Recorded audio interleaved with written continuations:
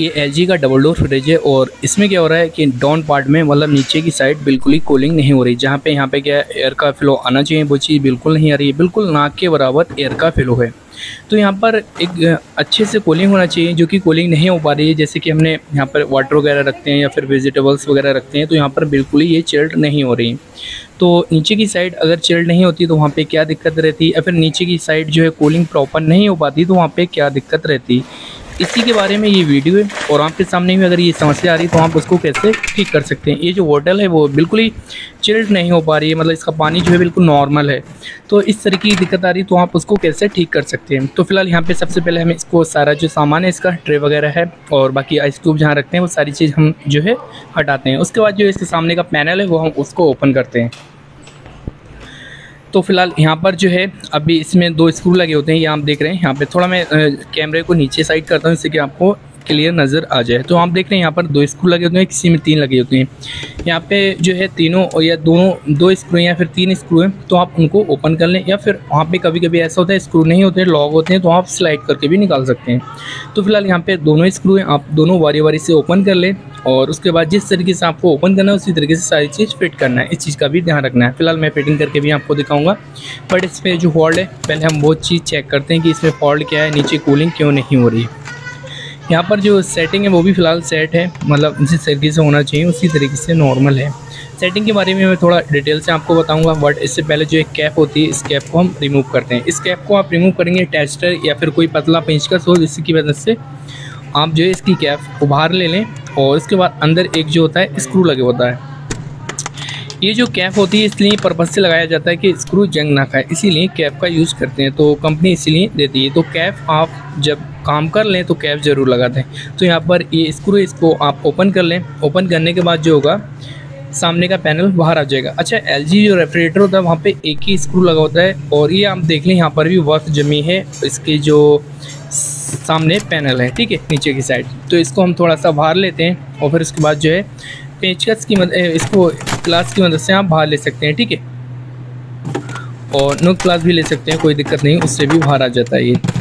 बाकी जो है इसका पैनल हम बाहर लेके और उसके बाद अंदर की कंडीशन दिखाते हैं क्या है। तो अभी फ़िलहाल मैंने रनिंग कंडीशन रखा है, ऑफ़ नहीं रखा है क्योंकि आपको फ़ैन भी दिखाना था।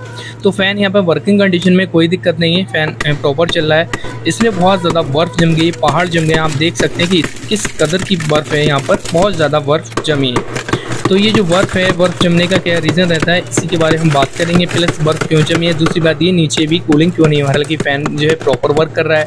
फ़ैन जो है अच्छे से इसकी जो है फ्लो आ रहा है फ़ैन का, जो कि एयर का फ्लो आना चाहिए वो प्रॉपर आ रहा है, ठीक है। बट यहाँ पर क्या है फिर भी नीचे कूलिंग नहीं हो रही। तो फिलहाल हम सबसे पहले क्या है इसको बाहर लेते हैं। इसको भी हम प्लास की मदद से निकाल सकते हैं बाहर। इसके अंदर जो लॉग होते हैं, मतलब साइड में जो है डक के साथ इसके लॉग होते हैं, तो इस तरीके से हम बाहर लेते हैं। बाकी अंदर की कंडीशन देखते हैं कि अंदर कैसा क्या है। अंदर जो है आप देख रहे हैं अंदर भी वो पहाड़ जमे पड़े हैं, बिल्कुल बर्फ़ के बहुत ज़्यादा पहाड़ है, भयंकर वाली बर्फ़ जम गई है। तो इस तरीके की अगर बर्फ़ आती है तो आप उसको कैसे ठीक कर सकते हैं ये बात हम आपको क्लियर कर देंगे। हर एक चीज़ इस जो भी रीज़न होते हैं वो सारे मैं आपको इसमें गाइड कर दूंगा। फिलहाल यहाँ पे जो फॉल्ट है वो भी हम ठीक से बताएंगे आपको। अच्छा, मैं क्या है प्लास की मदद से थोड़ा मैं आहिस्ता आहिस्ता इसमें जो है बर्फ़ हटा रहा हूँ। आपको भी बहुत एहतियात से करना, वरना करना ही नहीं है, हम पानी डालें सबसे बढ़िया है। और न्यू टेक्नीशियन है वो तो बिल्कुल ही ये हरकत ना करें, ठीक है, जो कि मैं कर रहा हूँ। तो फिलहाल मुझे भी जो है सिर्फ बहुत ज़्यादा आहिस्ता, जिससे कि हम ये आइस हटा दें, बर्फ़ की जो मोटी परत है वो हट जाए। अगर आपने ज़्यादा तेज़ मार दिया तो इसके ट्यूब वगैरह हैं लीक हो सकते हैं और वहाँ से फिर आपकी गैस सारी आउट हो जाएगी, फिर बहुत ज़्यादा लंबा काम हो जाएगा, ठीक है। तो फिलहाल यहाँ पे जो आप देख रहे हैं बहुत ज़्यादा आइस है, बर्फ़ के पहाड़ हैं, बर्फ़ जो है बहुत ज़्यादा जम गई, बिल्कुल शिमला बन गया है यहाँ पर। तो इसकी आइस जो है एक मैं तरीका बताता हूँ, उस तरीके से आपको मेल्ट करना है। आपको सिंपली कुछ नहीं लेना है, गर्म पानी लेना है। उसके बाद यहाँ पर आप बार बार डाल देंगे गर्म पानी, 1 से 2 लीटर आप ले लेंगे। उसके बाद जो है इसमें जब गर्म पानी ले लेंगे और उसके बाद डाल देंगे, मेल्ट हो जाएंगे। ये सारे जैक आपको निकाल देना है, बायोमेटल फ्यूज प्लस हमारा जो हीटर का जैक है वो भी निकाल देंगे, फ़ैन का जैक है वो भी निकाल देंगे। तीनों जैक निकाल के उसके बाद फ़ैन तो हमारा रनिंग कंडीशन में कोई दिक्कत नहीं। इसके बाद मैं फ्यूज़ और हीटर चेक करके दिखाता हूँ कि ये वर्क कर रहे हैं या फिर नहीं। तो सबसे पहले हमने क्या है इसका फ्यूज़ का निकाला है, फ्यूज़ हम निकालते हैं। उसके बाद जो है इसको फ्यूज़ को हम थोड़ा बाहर लेते हैं, जो कि इसकी प्लेट से अटैच होता है, ठीक है। टाई क्लिप बाकी मार दिया है।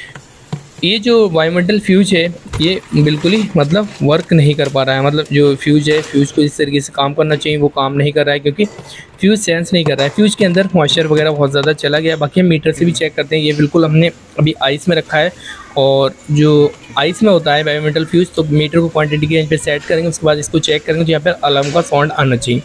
बट यहाँ पर अलार्म का साउंड नहीं आ रहा है, ना कोई वैल्यू हो रही है, कुछ भी नहीं सेटमेंट हो रहा है। ठीक है, तो ये प्रॉपर अभी बिल्कुल ही चिल्ड है, और इसमें आइस में रखा था, बट फिर भी यहाँ पर कुछ भी कूलिंग में मतलब इसमें अलार्म का साउंड नहीं आ रहा है, और ये कूलिंग को सेंस नहीं कर रहा है। इसी वजह से ओवर आइस जम रही है।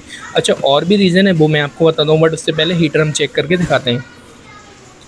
हीटर जो है यहाँ पर कुछ वैल्यूज होना चाहिए, लगभग समथिंग आप यूँ समझें 400-500 के आसपास। ठीक है, अगर इस तरीके से शो हो रही है तो आपका जो हीटर है वो ओके। अदरवाइज़ अगर शो नहीं होती है तो आपका इस कंडीशन में हीटर जो होता है वो फॉल्टी होता है, हीटर को आपको रिप्लेस करना पड़ेगा। तो फिलहाल मैं आपको चेक करके दिख रहा हूँ। हम देख रहे हैं 421 समथिंग इतना 500 तक दिखा रहा है। तो इस कंडीशन में आपका हीटर ओके होता है। बाकी 220 वोल्ट देके डायरेक्ट भी आप इसको चेक कर सकते हैं, कोई दिक्कत नहीं है 2-4 सेकंड के लिए। फिलहाल यहाँ पर हीटर ओके, कोई दिक्कत नहीं है, हमने चेक कर लिया।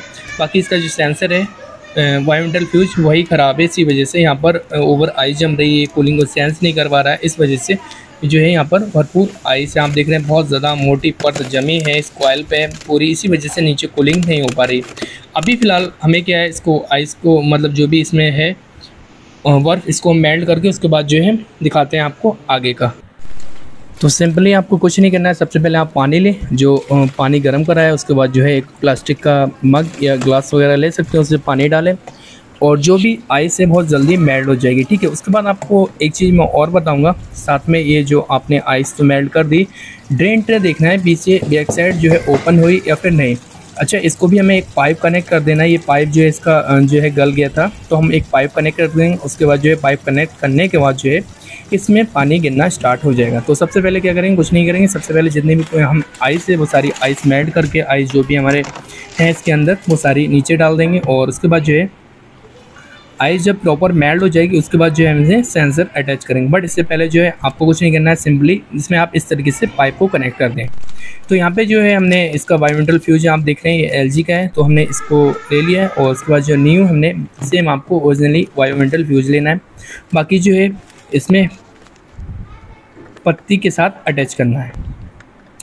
तो सबसे पहले कुछ नहीं करते हैं, हम सिंपली इसका हीटर का जो जैक होता है वो हम उसको कनेक्ट करते हैं। मतलब हीटर का जो हमारा नीचे से जैक आया है उसको हम कनेक्ट करते हैं। ठीक है, कनेक्ट इस तरीके से हमको करना है। हीटर का जो जैक होता है, ये जो हीटर का जैक है, इस तरीके से आप इसको अटैच कर देंगे। ठीक है, फिर उसके बाद जो है हम इसका वायुमंडल फ्यूज है उसका जो जैक है उसको हम कनेक्ट करते हैं।